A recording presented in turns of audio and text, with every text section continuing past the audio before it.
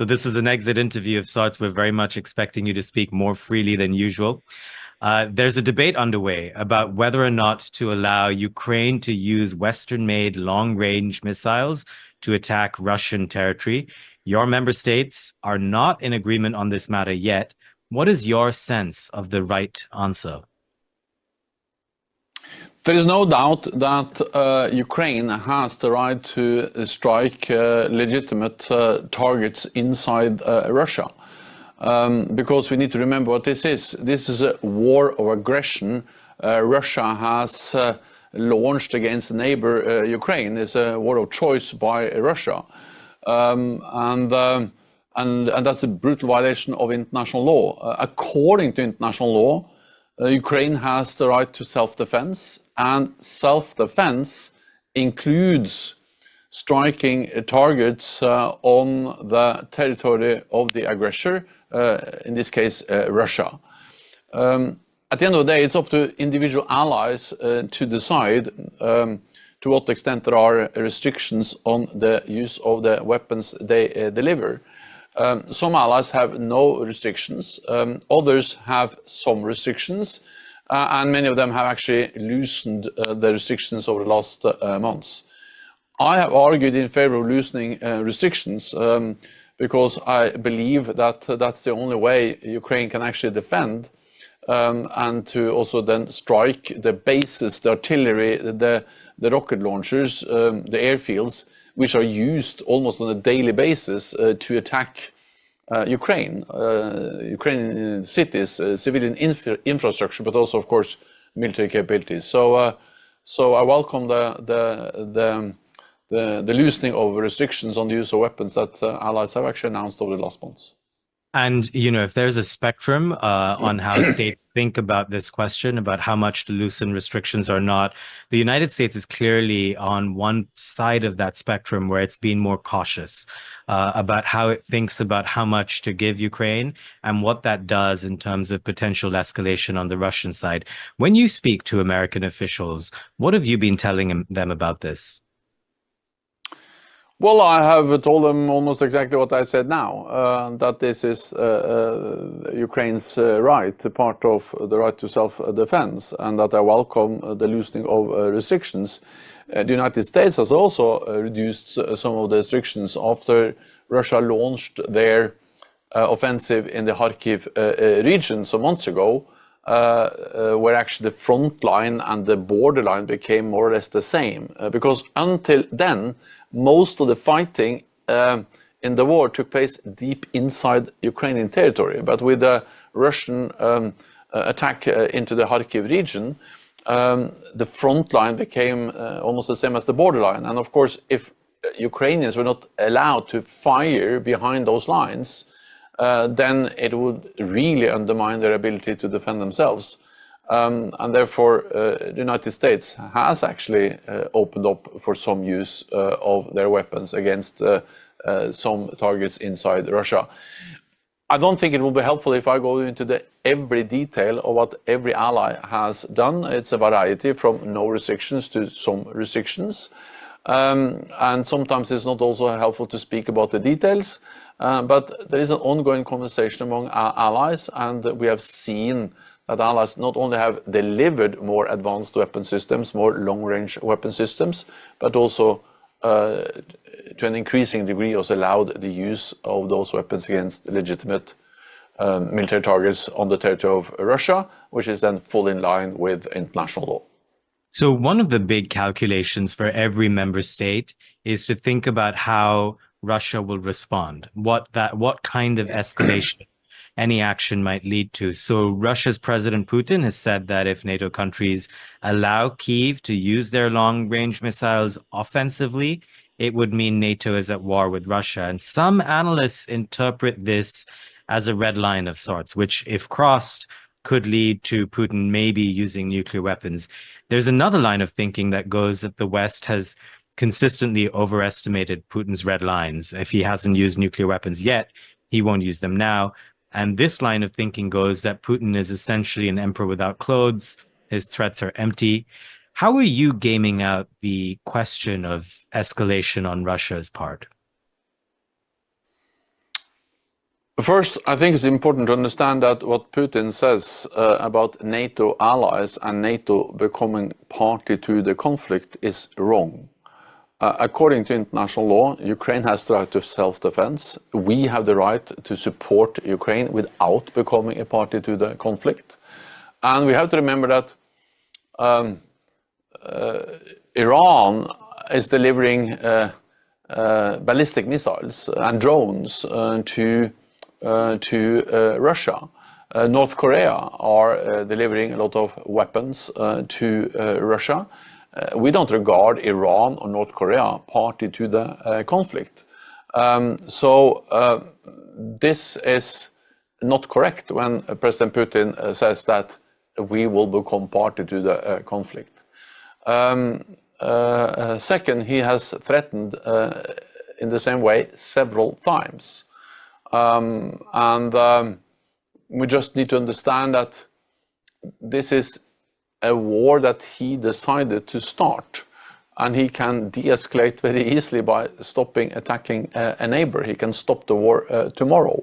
That's the best way to end this war. President Putin's nuclear rhetoric is reckless, it's dangerous.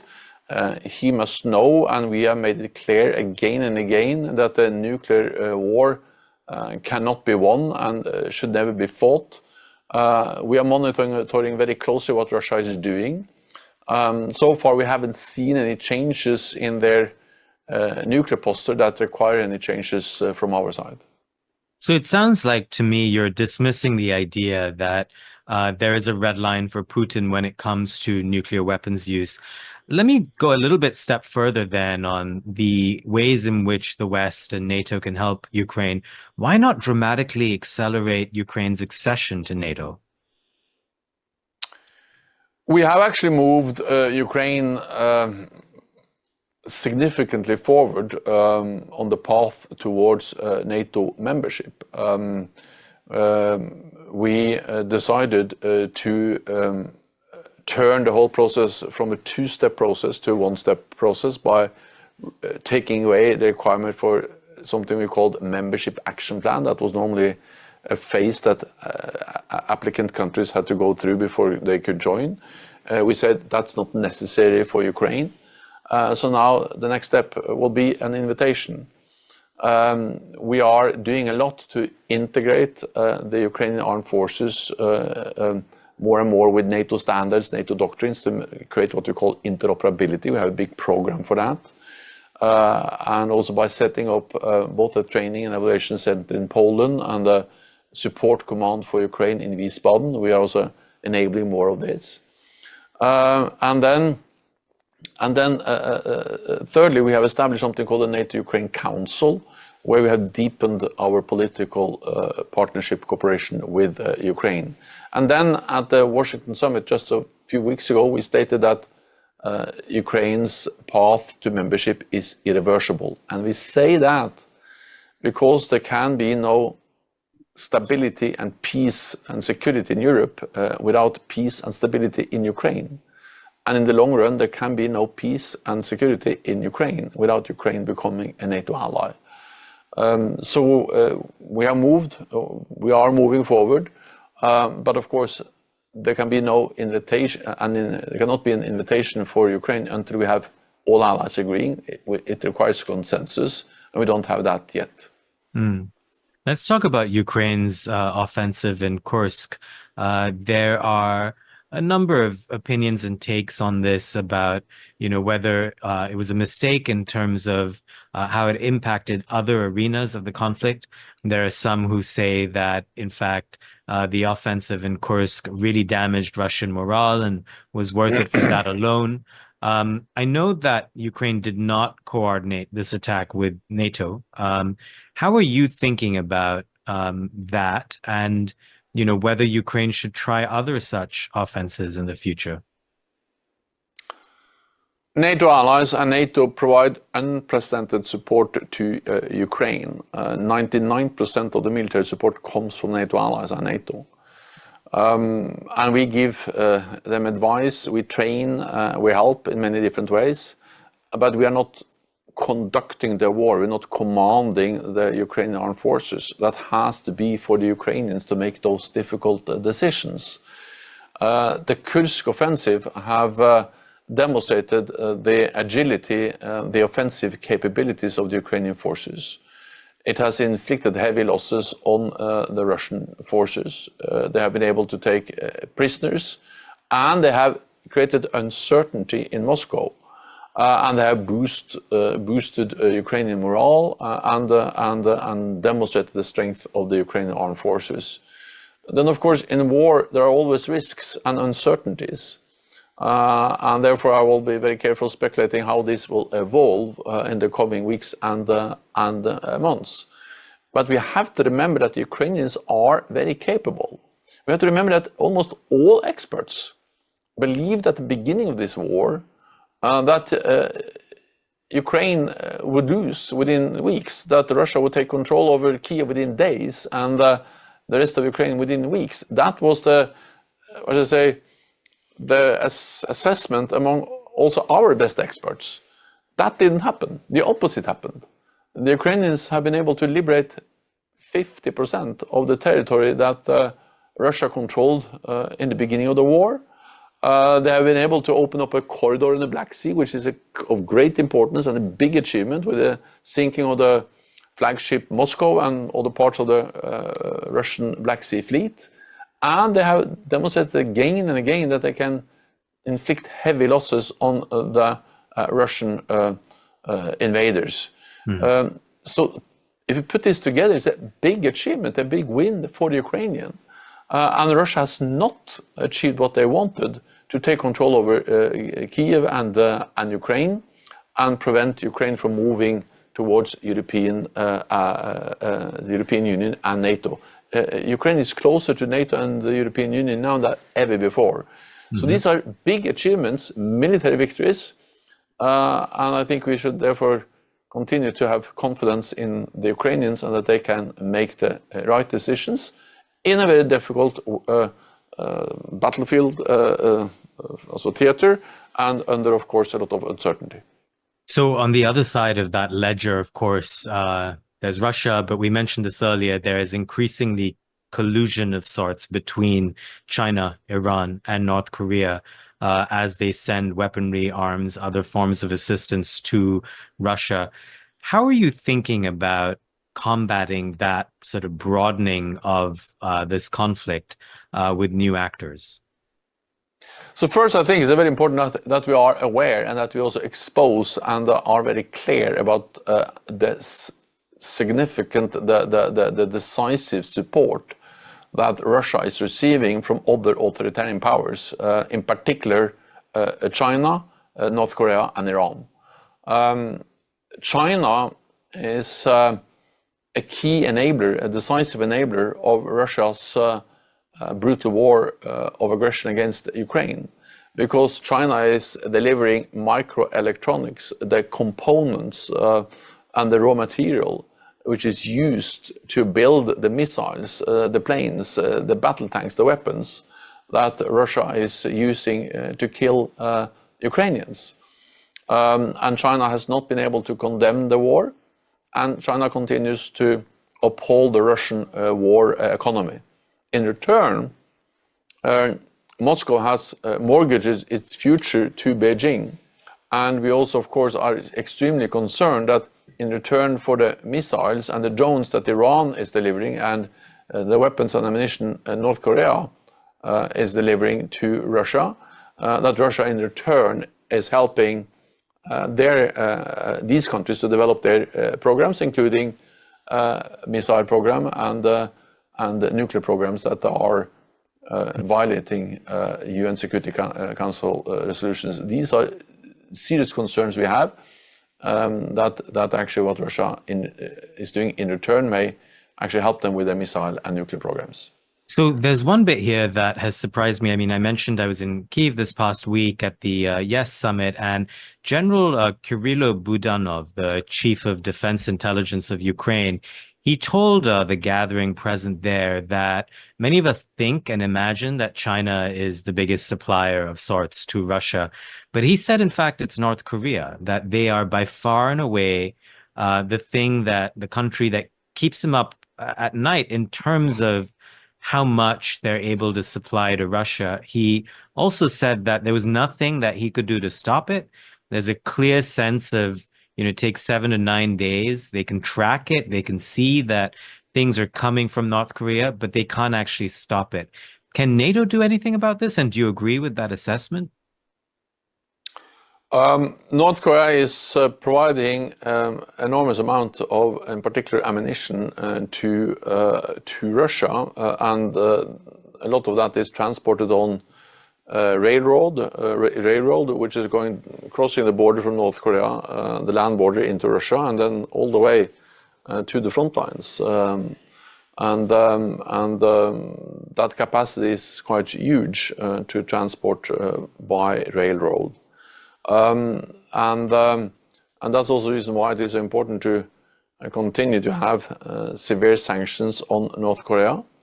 And also the reason why NATO has stepped up further the cooperation we had with our Asia-Pacific partners. That includes South Korea, Japan, Australia, and New Zealand. Why we have stepped up what we do on intelligence and information sharing. And also why it is important to actually expose what North Korea, but also Iran and China are doing. Because there is no doubt that the advanced technologies, the microelectronics, the microprocessors that China is delivering to Russia is key for Russia to produce the weapons they use against Ukraine. So, respectfully, Secretary General, I agree with you on exposing them. And, as a journalist, that's something that, we can try to do. I mean, it's clear when you look at the data on this. But I wonder if there's a danger that NATO could be overstretched with all of these global threats beyond Europe that we're discussing. I also wonder if there's an element of a self-fulfilling prophecy here. So the more you treat the likes of China and Iran and North Korea as adversaries, the more they are driven into each other's arms, the greater the threat they become. And then lastly, if I may, you mentioned sanctions, but these are all countries that the West has been sanctioning for many, many years. And yet we are still here at this point. So are you running out of a toolkit with which to be able to stop these things? So first of all, I think it's very important to realize what is happening. Russia and China are more aligned than have been for many, many years. That's not because NATO has pushed them together. It's because they align in standing up for what they believe in, a different world order. They align because China supports Russia's war effort in Ukraine. And I think it would be very strange if NATO didn't call out that and said clearly what we think about China providing so much support to Russia in the kind of fear of that Beijing doesn't like that. So I think, to be honest, to be transparent on what's going on is necessary, because that's the only way we can have informed political decisions, and why also the broader public can understand what's going on. Second, NATO is going to remain a regional alliance of North America and Europe. NATO will not become an Article 5 alliance covering Asia, for instance. But the threats we face, they are becoming more and more global. Cyber is a global threat. Terrorism has been a global threat for many years. It brought us all the way to Afghanistan. And space, which is more and more weaponized, is also, of course, global. So while NATO is a regional alliance, we need a global approach. And that includes also our approach to China. Because, again, the war in Ukraine demonstrates that our security is not regional, our security is global. What happens in Asia matters for Europe, and what happens in Europe matters for Asia. Or as the Japanese Prime Minister said recently, that what happens in Ukraine can happen in Asia today, can happen in Asia tomorrow. So for all these reasons, we need to have a global perspective on what we do. And that's also the reason why we have so significantly stepped up our cooperation with our Asia-Pacific partners to address these global challenges while remaining a regional alliance of North America and Europe. So agreed on all of that. I guess the question remains how. How do you combat, say, a North Korea in this instance, or an Iran, when the West has been sanctioning them for years and years and years, and they're still able to play a decisive role, as you put it, in Russia's assault on Ukraine? But the other thing here is the point about overreach. You've said in the past that Afghanistan, to some extent, represented an overreach of sorts on the part of NATO. And since you brought it up now as well, I'm curious if there are any concerns that you have about NATO expanding too far beyond its remit and its geographic focus. But first of all, I think it's important to distinguish NATO's core task is to protect 32 NATO allies, 1 billion people. And the main way of doing that is to have credible deterrence and defense. But to have credible deterrence and defense, we need also to be able to deter against not only threats emanating from Europe and our close neighborhood, we also need to deter against other threats and potential adversaries, including adversaries and threats emanating from Asia. So again, we are a regional alliance, but we face global threats and we need to address all of them. That's about protecting NATO territory and our own deterrence and defense. And when we invest more, when we ramp up our cyber defenses, when we do more on intelligence sharing with partners and others, of course, all of that is part of that broader picture. Then my message on Afghanistan is that it was right to go in. It was a necessary response to 9/11. We achieved important goals. We were able to degrade Al-Qaeda and prevent Afghanistan from being a safe haven for international terrorists. And I honor all those who served there, and in particular those, of course, who made the ultimate sacrifice.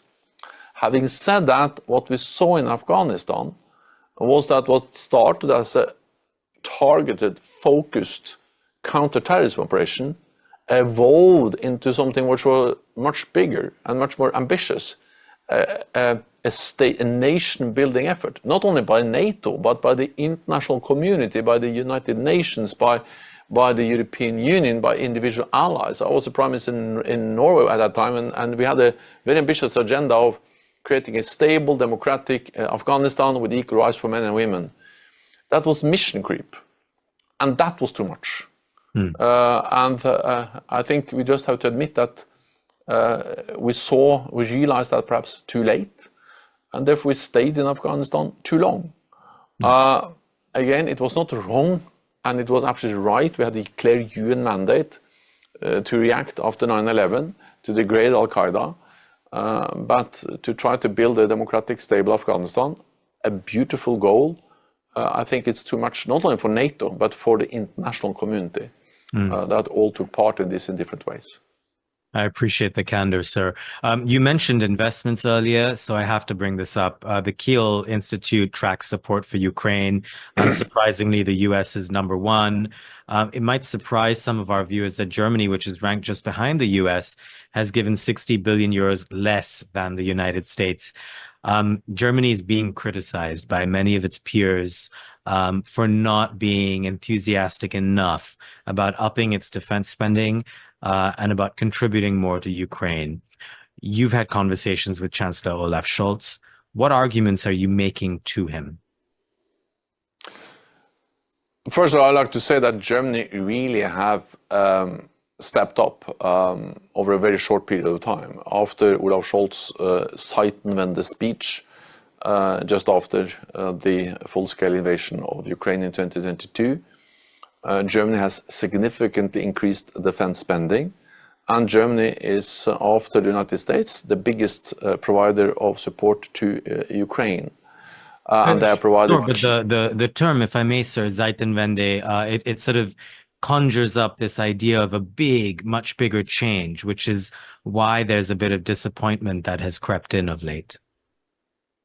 Well, for me, it's big that Germany now will reach the target of spending 2% of GDP on defense. That was far away before the full-scale invasion of Ukraine. And I think also for many allies, Germany that had very strict restrictions on any provision of weapons or supplies of weapons to any country in conflict, now is in Europe the biggest provider of military support to Ukraine. Then, of course, my message to all allies is that they should do more, and not only do more, but they should commit for a longer term, so we can have more predictability, more accountability. And that was one of the main decisions we made at the Washington summit. We established a NATO mission for Ukraine with a base in Wiesbaden. Roughly 700 personnel who will organize and facilitate support and training for Ukraine and delivery of military support, but also a much stronger long-term financial commitment, because now Putin believes that he can wait us out, and as long as he believes that he can wait us out, the war continues. So the paradox is that the stronger our military support and the more credible it is that we will be there for the long term, the sooner this war can end. Because at that stage that Putin realizes that he cannot wait us out, at that stage the likelihood that he will be willing to sit down and negotiate, agree, and a solution where Ukraine prevails as a sovereign independent nation increases. So if you want a quick end to this war where Ukraine prevails as a sovereign nation, then military support to Ukraine is the way, and therefore I welcome that NATO allies made these important decisions of creating more predictability and more accountability by deciding that NATO should coordinate. Yeah, I know we're almost out of time. There's reporting that you will be the next head of the Munich Security Conference. Can you confirm? I am still the Secretary General of NATO for a couple of more weeks until the 1st of October. I'm totally focused on that, not least in mobilizing more support for Ukraine. So I will not talk about what I will do after NATO as long as I'm still in NATO. 欢迎来到六度解析新闻背后的多维思考，带你洞悉头条背后的世界。在今日华尔街频道的六度解析中，我们将深入探究时事热点，为你揭开新闻背后的真相。在这个信息泛滥、真相难觅的时代，六度解析应运而生。我运用海量数据、人工智能整合以及专家观点，层层剥析每个故事，通过实时背景数据挖掘，确保你获得全面的新闻资讯。然而，我们关注的不仅仅是数据，更重要的是将它们串联起来。我将分析多方视角，揭示隐藏的脉络，为你提供单一媒体常常忽略的背景信息。无论是政治、经济，还是全球事务，我都将为你带来最具洞察力的分析。试想一下，拥有洞悉全局的能力，做出明智的决策，参与有意义的讨论，这就是六度解析带给你的价值。它不仅仅是新闻分析，更是一种赋能的工具。加入今日华尔街的六度解析，共同探索头条背后的故事。你通往深度理解的旅程，从这里开始。不要只是阅读新闻，要解码新闻，理解新闻，活出新闻。这一切尽在六度解析。立即订阅，不错过任何真知灼见。因为了解真相仅仅是个开始。